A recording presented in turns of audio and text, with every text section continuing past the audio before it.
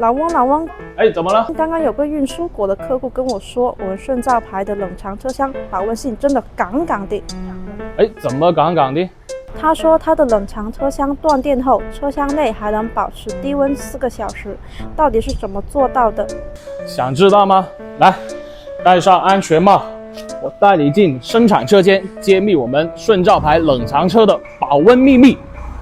看，这就是我们顺照牌箱体的保温秘诀 ，XPS 底速板加我们的松木框架结构。过来看一下 ，XPS 底速板是一种高分子聚酯材料，它整体成型的封闭结构能够有效保温。